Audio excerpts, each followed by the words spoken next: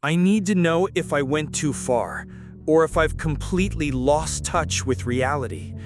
I don't know if my fear is real, or just a product of my mind, but it hurts as if someone had ripped out my left lung. Ever since my mother told me I died at birth, I feel an emptiness that grows with every heartbeat. She buried me, held my small arms with her trembling hands, covered me with cold earth, and then I simply came back. At 3 years old, dirty, silent, without memory. Nobody explained, nobody dared to dig too deep. I grew up hearing whispers, "He shouldn't be here. There's something wrong in that stare." And in every meeting of her eyes, I felt this weight, as if I carried a secret that belonged to me, or didn't. But is she telling the truth? Or am I living the most obscure lie of all? Today, I decided to open this hole in my chest and ask, have you ever gone through something so absurd that it made you doubt your own sanity? Tell me here in the comments, because I need to know if it's just me.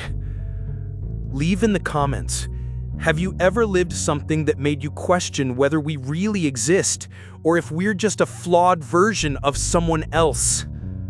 My name? Well, that depends on who you ask. To my mother, I'm a reminder. To the neighbor, I'm that weird boy. And to myself, I still haven't figured it out. I grew up in a house too small for so many secrets. The walls were thin but heavy, as if they kept every word whispered between them. In the room, the sound of the broken fan mixed with my mother's whispers from the other side of the wall. I never understood if she was talking to me or to someone only she could see. My mother was called Odette, the kind of woman who talked to God and the dead with the same naturalness with which she ordered coffee at the bakery. She said I was different, that I had something in my eyes, but she never said if that was good or a curse. She avoided looking at me for too long. When I got too close, she froze. I thought it was my fault, that I did something wrong just by existing. My father? Never heard of him. When I asked, she told me, he didn't see what you became. He left before you came back. And that was it. Come back from where? At school, I was tolerated. The children didn't mock me, they avoided me. Once, a classmate said he dreamed about me, but in the dream, I was buried with my eyes open. He threw up during recess and changed schools 2 weeks later. I tried to compensate by being a good student, but even the teachers looked at me with that hesitation, as if they expected me to do something strange at any moment. One day, the biology teacher asked me how I knew so much about decomposition. I didn't even know that I knew. The truth is, I always had these memories that weren't mine. Images, people, strange names, dreams of a house I never lived in, and always that same smell of wet earth, as if death was too close, as if it had let me come back with a warning note stuck to my skin. I loved to draw. It was the only thing that made me feel whole. But at age 9, I drew a tree where someone was hanged. My mother burned the notebook. After that, I stopped drawing, asking questions, wanting to know. But what grows in the shadow eventually seeks the sun. And at 17, the truth found me. It was on a Tuesday. I remember because it was raining the way it only rains when something needs to be born or die. The night before, I had a dream. I dreamed my mother was sitting on the edge of my bed. She was watching me, but the eyes weren't hers. And when she spoke, her mouth didn't move. "You've been here before and left too early." I woke up with a dry throat, as if I had screamed someone's name all night long. But I've lived alone since I was 17. My mother died 2 years ago. That morning, something was crooked. I can't explain. Light came through the window but didn't illuminate. Food tasted like metal, and my reflection blinked out of rhythm. I went to work anyway. I was a cashier at a neighborhood pharmacy, a place where people enter sick but leave worse. There's something about medicine and sadness that goes together. At 3:42 p.m., a woman entered. Never seen her before. She wore a red dress, too long even with the heat. She didn't pick up any products, just stood there looking at me, and then said, "You shouldn't have come back." I laughed, not knowing if it was a joke, but she didn't laugh, just left. And when I looked at the security camera monitor, she didn't appear. That's when the noise started. Low, constant, a kind of vibration inside my head. It didn't come from outside, it came from me. I came home at the end of the day, and on the living room wall, there was something written in my handwriting. Open before remembering. I stood there for minutes. I didn't remember writing that.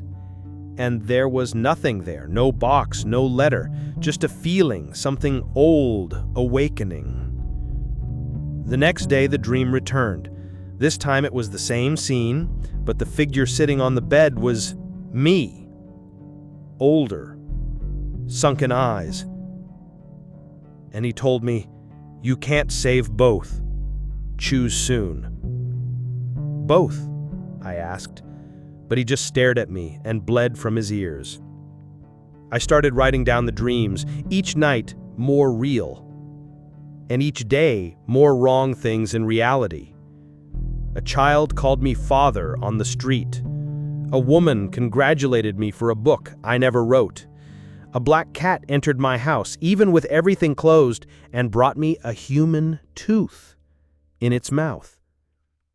That's when I understood I was remembering. It wasn't madness, it was return, fragments of something I had been or still was. So of course I heard it.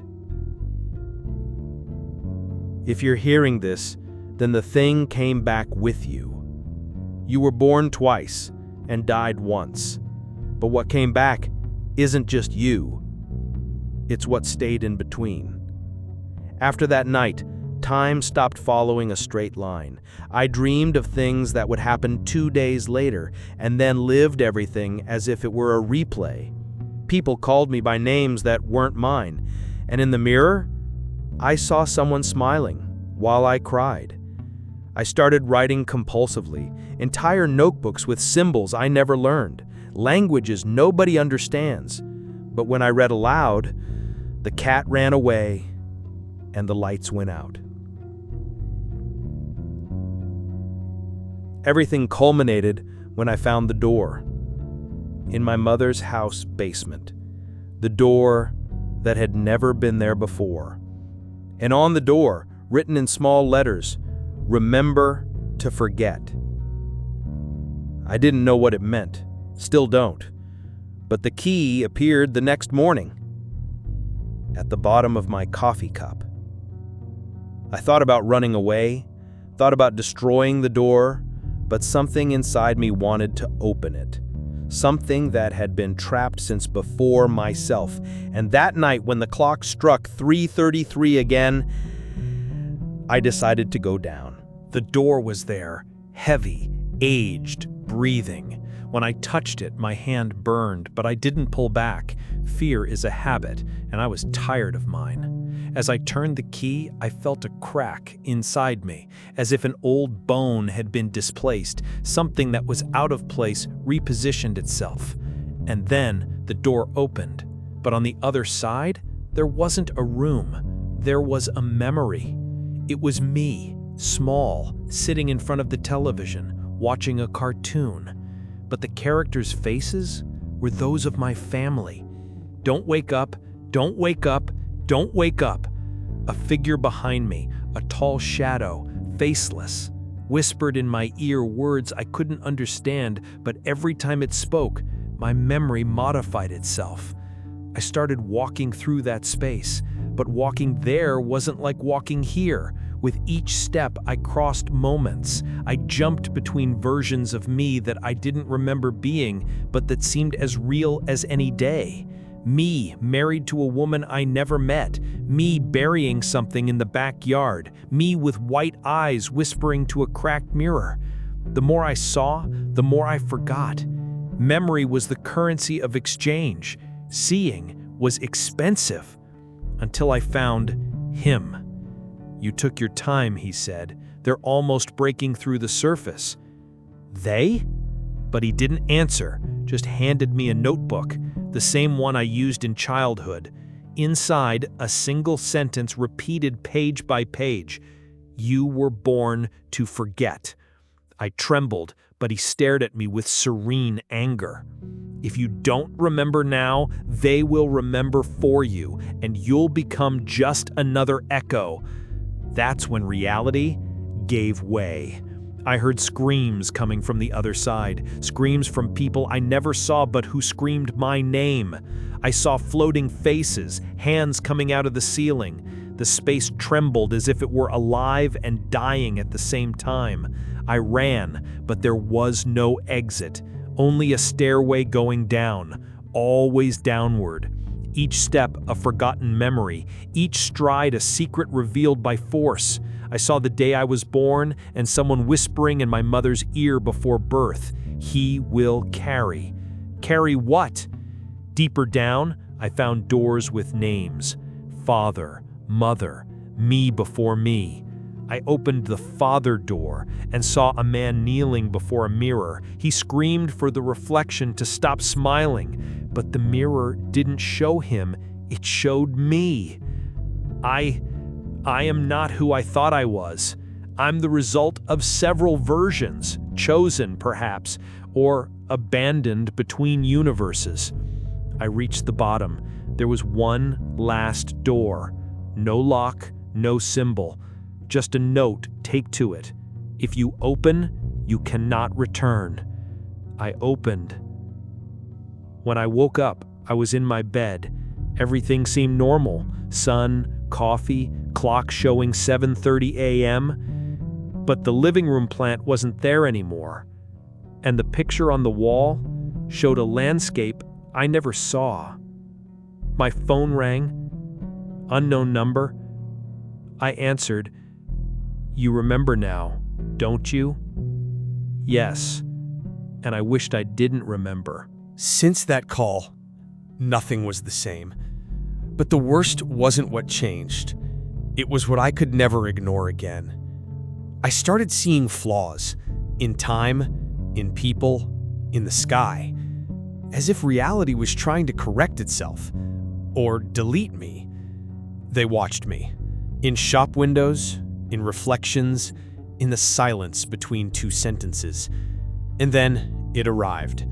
An envelope, no sender. Inside, just one sentence. The time has come. I went back to where it all began, but the house no longer existed.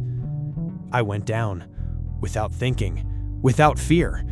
Fear is a luxury that truth doesn't allow. Down there, a hall with thousands of mirrors, each one with a version of me, but only one stared back at me. I walked up to it and saw a me without eyes, but he spoke, and the voice was mine. "You've seen too much. Now you need to choose."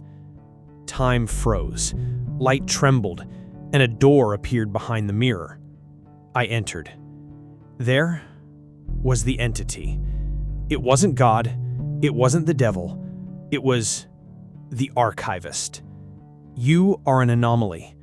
You survived forgetting. Now you must decide.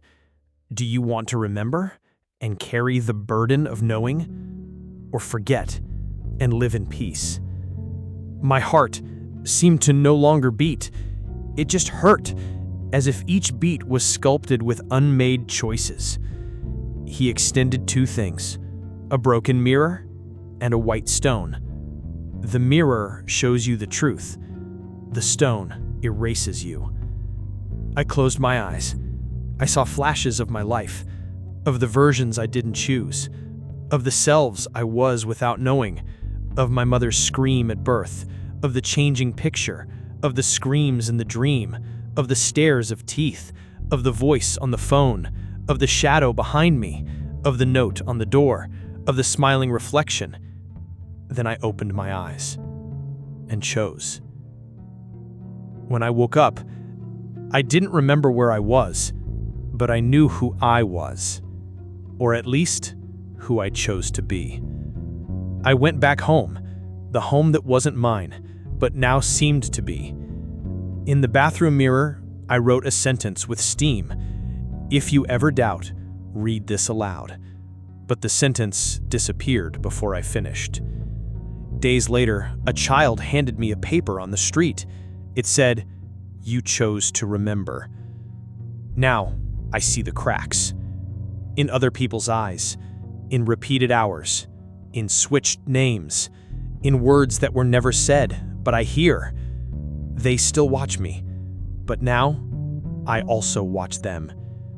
And every night, before sleeping, I look at myself in the mirror and ask, which version of me is looking back? To forget is to survive. To remember is to become something more.